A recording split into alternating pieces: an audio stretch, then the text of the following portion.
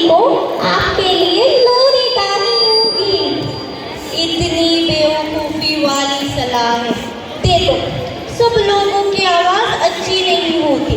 ऐसा ना हो कि खराब गाय मेरे लिए सोना और मुश्किल कर दे। हाँ हाँ हाँ महाराज, लोग शिकायत कर रहे हैं कि खाना बहुत महंगा हो गया है। केवल अमीर ही इसका खर्च उठा सकते हैं। हे भगवान, आपकी क्या सलाह है? मेरी तो सलाह है कि हम सभी खाने की चीज़ों को केवल एक ही सिक्के के दाम पर उपलब्ध कराएं। बहुत बढ़िया सलाह है। हाँ, चलो ये कानून बना देते हैं। वाह। और आप बताइए, आपको क्या कहना है? महाराज, मैं कहना चाहता हूँ कि आप दूसरे राजाओं से भी कहीं ज्यादा महान हो। मुझे ऐसा बात बताओ जो मुझे नहीं मालूम हो। स्वयं मैं सोच रहा था कि आपको उस तरह से शासन नहीं करना चाहिए जैसे एक मामूली राजा करते हैं। तो हम क्यों ना दिन को रात और रात को दिन में बदल दें? ओह वाह वाह वाह वाह वाह, सच में मुझे ये सलाह पसंद आई। वाह वाह वाह। और जल्दी ही कानून बना दिया गया और लोगों को इसीलिए बहुत परेशानी होने लगी।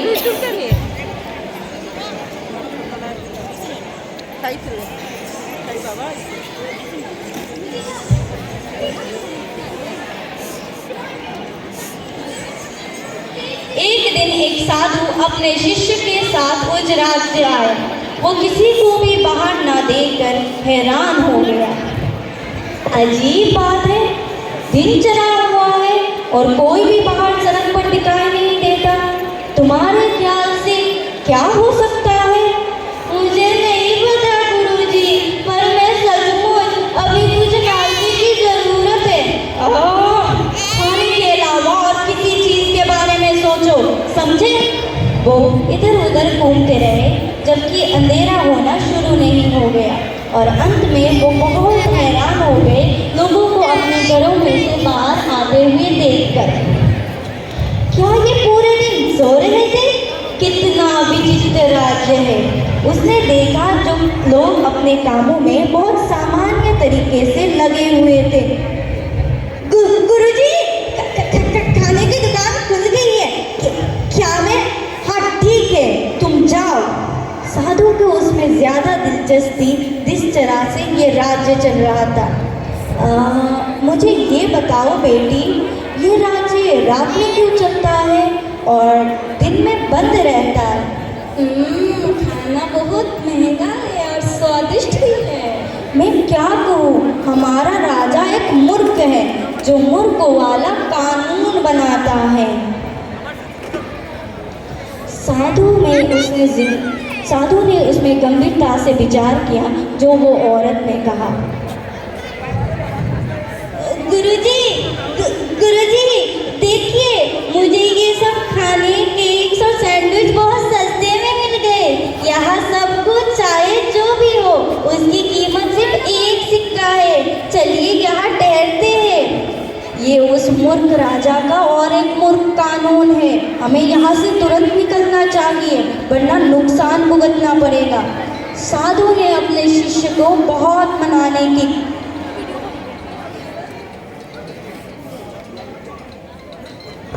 जो केवल सस्ते दामों के लिए वहाँ रुकना चाहिए।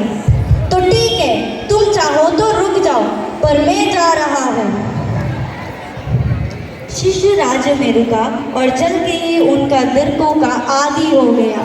वो जितना खाना खा सकता था वो पेट भर खाता था और जल्दी ही वो मोटा हो गया। ये तो कमाल का है गुरुजी, इस जगह के बारे में बहुत गलत थे।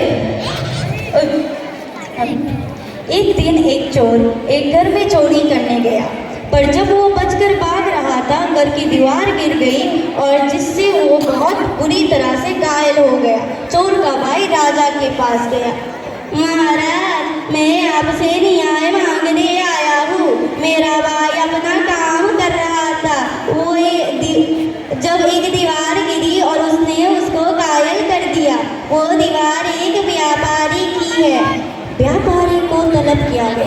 वो बहुत आश्चर्यचकित हुआ, पर वो महल में आया। ये आदमी कहता है कि वो तुम्हारी दीवार थी जिससे उसका भाई घायल हुआ, क्या ये सत्य है? जी महाराज, दीवार मेरे पिताजी के समय बनाई गई थी। वो चोर के ऊपर गिर गई तो मैं इसमें क्या कर सकता हूँ? जो भी हो, तुम्हें दंड मिलेगा क्योंकि वो दीवार तुम्हारी है। क्या क्या उस आदमी को दंड नहीं मिलना चाहिए जिसने ये दीवार बनाई हो? राजा ने इस बारे में सोचा और फैसला किया, व्यापारी ने सही कहा। उसने उस मिस्त्री को बुलाया जो बहुत बीमार हो गया।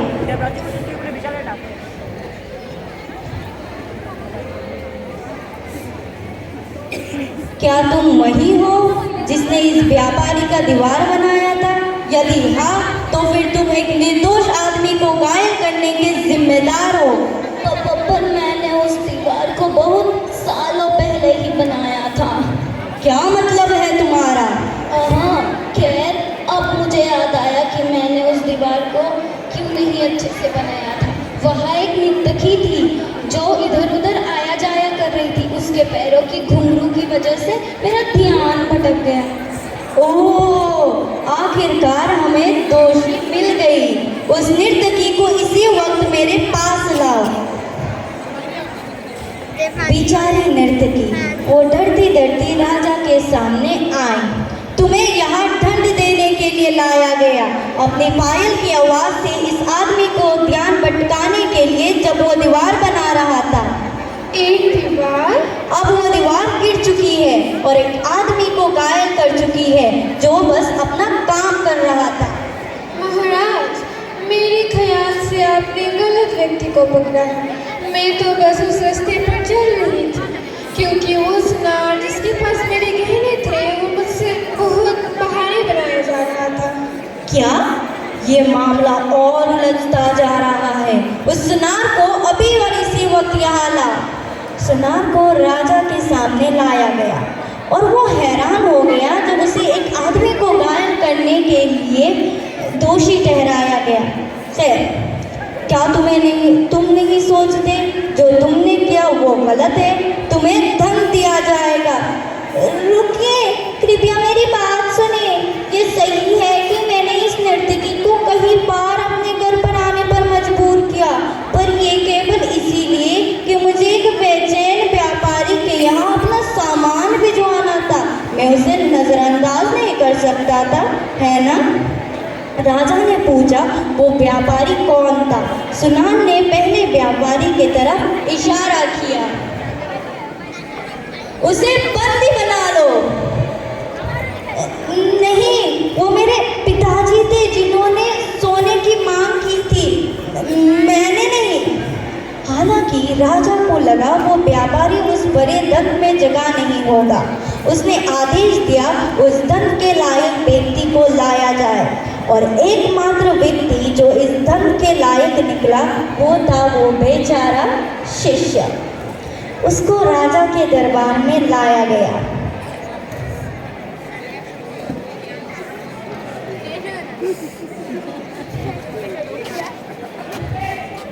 और जब उसको पूरी बात बताई गई वो भयभीत हो गया।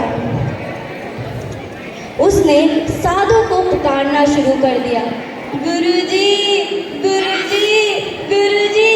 उसी क्षण अचानक साधु वहां प्रकट हो गया।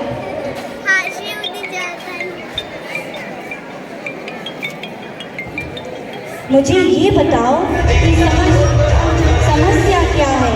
बेचारे शिष्य ने सब कुछ विस्तार से बताया और साधु ने बस ऊपर देखा और मुस्कुराया।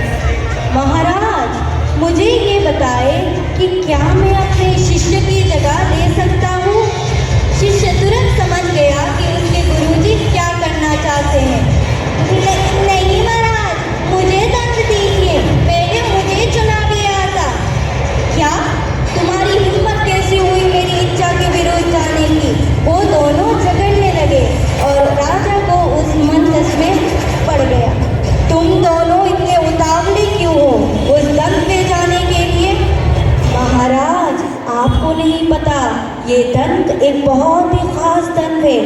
अगर कोई इसमें पहले मरेगा तो अगले जन्म में इस देश का राजा बनेगा और तो दूसरा वो मंत्री बनेगा।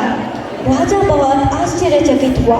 वो नहीं चाहता था कि इन दोनों में से कोई राजा और मंत्री बने, तो उसने साधु और उसके शिष्य को कहा जेल में रखने को, और जल्लाद को कहा कि मैं दोषी रात को भेज दूंगा, तुम उनको मार देना और कोई गलती मत करना। समारोह खत्म हुआ, सब जाइए अपने घर।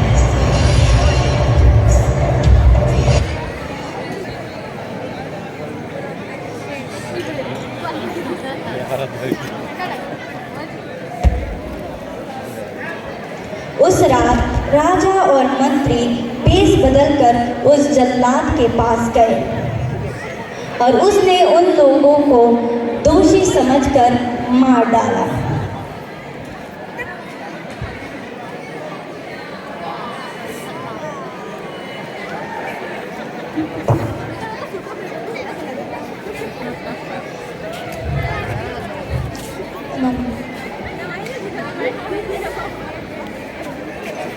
सुबह जब पता चला कि राजा और मंत्री मर गए तो पूरा राज्य खुशी से नाचने लगा। ओह अच्छा हुआ, राजा मर गया, मूर्ख राजा का वो खत्म हो गया, अच्छा हुआ।